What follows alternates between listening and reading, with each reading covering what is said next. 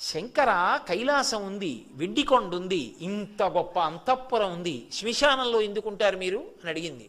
అడిగితే ఆయన చెప్పాడు, పార్వతి చేతకాక నేను శ్మశానంలో లేను.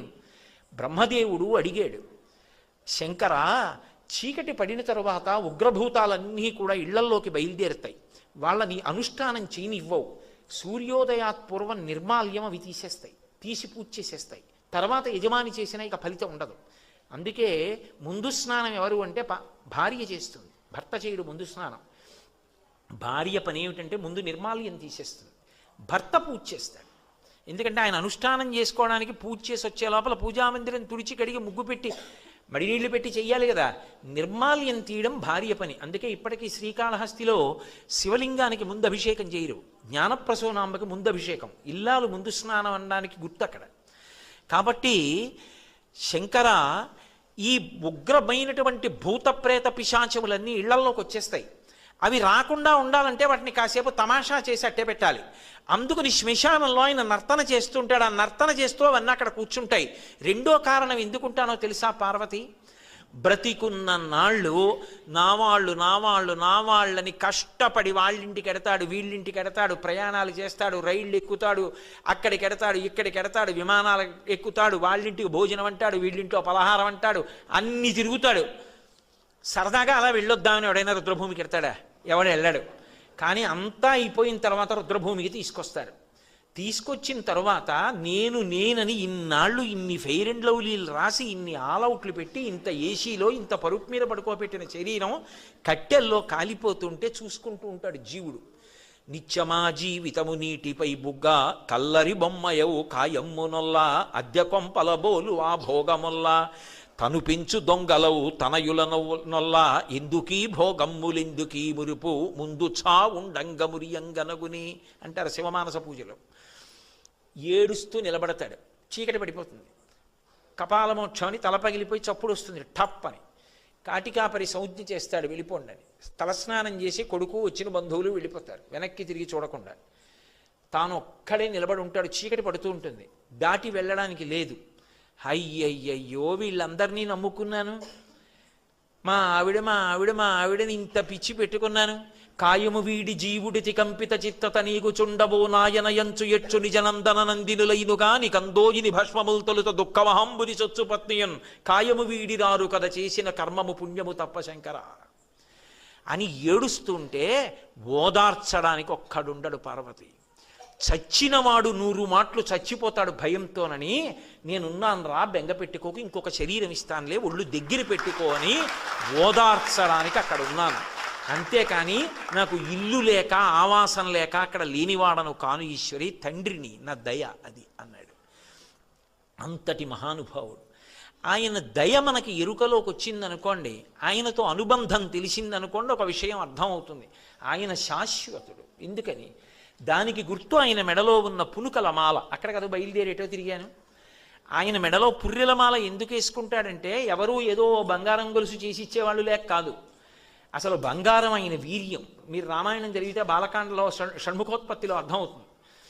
కానీ ఈ సృష్టి అంతా కూడా ఆయన మహాప్రళయంలో లోపలికి తీసేసుకున్న తర్వాత మళ్ళీ సృష్టి చేసేటప్పుడు మొదట బ్రహ్మగారిని సృజిస్తాడు.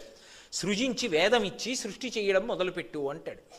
అందుకే ఇప్పటికీ తమిళనాడులో కుంభకోణం అని ఒక క్షేత్రం. ఆ క్షేత్రం ఎందుకు వచ్చిందంటే, ఈ సమస్త బ్రహ్మాండములు లయమైపోయిన తరువాత ఒక కుంభం అంటే ఒక కుండలో ఏం చేస్తాడంటే, మళ్ళీ పునఃసృష్టి జరిగేటప్పుడు ఓషధులు భూమి మీద పడాలని అమృతం పోసి అందులో ఓషధులు పెట్టి కుండ వదిలేస్తాడు. అది ప్రళయ జలాల మీద తేలుతూ వెళ్ళిపోతుంటుంది. మళ్ళీ ఆయన పునఃసృష్టి చెయ్యాలి అని ఎప్పుడు అనుకుంటాడో, అప్పుడు ఎక్కడ మొదలు పెట్టాలి సృష్టి అనుకుంటాడో అక్కడ నిలబడి బాణం పెట్టి కొడతాడు ఆ కుండని. ఆ కుండ బద్దలై అందులోంచి అమృతము ఓషధులు భూమిలో పడతాయి. అదే పృథు చక్రవర్తి వృత్తాంతం భాగవతంలో. అది భూమిలోకి ఇంకి పంట మొదలవుతుంది. ఇంకక్కడి నుంచి అలా పండుతూనే ఉంటుంది. వేదంలో చెప్తారు ఓషధీతత్వం. ఓ గింజ తిన్నాననుకోండి, జీర్ణమై శక్తినిస్తుంది.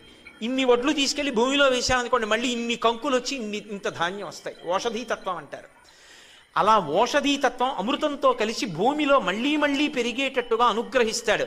అనుగ్రహించి కుండ బద్దలైపోయి అమృతము ఓషధులు భూమిలోకి వెళ్ళిపోతాయి. ఆ కుండ నీళ్లలో నిలబడిపోతుంది. బద్దలైపోయిన కుండ అది శివలింగం అయిపోతుంది. సృష్టి అక్కడ ప్రారంభమైందని గుర్తు, కుంభకోణం. అందుకే కుంభము బద్దలైనటువంటి ప్రాంతం, అక్కడ సృష్టి మొదలైంది అని. అందుకే ఇప్పటికీ అక్కడ నీటితో అభిషేకం చేయలేదు, మట్టి లింగం, అది కరిగిపోతుంది. ఎందుకంటే కుండ కదూ మరి లింగాకృతిని పొందింది. అందుకని అక్కడ అభిషేకం చేస్తే మల్లె నూనె అటువంటి వాటితోటే అభిషేకం చేస్తారు. కాబట్టి మళ్ళీ పునః సృష్టి చేసినప్పుడు ముందు బ్రహ్మగారిని సృజించి ఆయనకి వేదం ఇచ్చి సృష్టి చేయమని చెప్తాడు. ఆయనకి వేదం ఇచ్చి సృష్టి చెయ్యమని చెప్పిన తరువాత బ్రహ్మగారు ఈ లోకములను సృజిస్తాడు, ఇంతమంది ప్రాణుల్ని. కొంతకాలం అయిపోయిన తర్వాత బ్రహ్మగారు కూడా పడిపోతాడు. పడిపోతే ఆయన 4 తలకాయలు కూడా రుద్రభూమిలో పడిపోతే ఏం మర్యాద? అందరికన్నా పెద్దవాడు, ముందొచ్చినవాడు, ఈ సృష్టి చేసినవాడు, ఆయన పుర్రె కూడా పడిపోతే ఏం బాగుంటుంది అని ఆ పుర్రె తీసి ఓ తడపకి చుట్టుకుని మెళ్ళో వేసుకుంటాడు. ఇప్పుడు అలా ఎన్ని పుర్రెలు ఆయన మెళ్ళో అయ్యాయంటే అదో పెద్ద మాలయింది.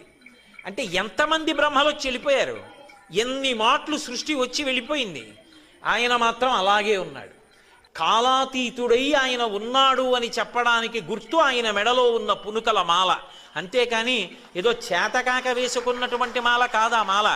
కాబట్టి పునుకల పేరు కంఠమున భూరి భుజంగము భూషణంబుగా అనయము భస్మధారణము యద్రి నివాసము మేరు విల్లుగా అనువుగ దంతి చర్మమును హస్తములందు కపాలశూలముల్ పడివడిదాల్తు శంకరు కృపావరు రూపమును ఆశ్రయించదన్ అంటారు.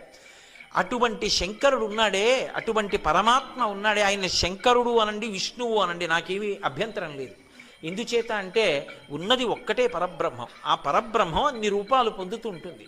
ఏకస్త్వమేవ బహుధా భవభాసి లోకే నిశంకధీర్ వృషభకేతన మల్లినాథ శ్రీభ్రామరి ప్రియ సుఖాశ్రయ లోకనాథ శ్రీమల్లికార్జున విభో తవ సుప్రభాతం అంటారు. ఇప్పటికీ శ్రీశైల మల్లికార్జున సుప్రభాతం చేస్తూ ఆ ఉన్న ఒక్కడే 3 కాలములకు 3 లోకములకు 3 రూపములకు మూలమగుచు భేదమగుచు తుదిక భేదమయ్యొప్పారు బ్రహ్మమనగ నీవే పాలనయన అంటారు.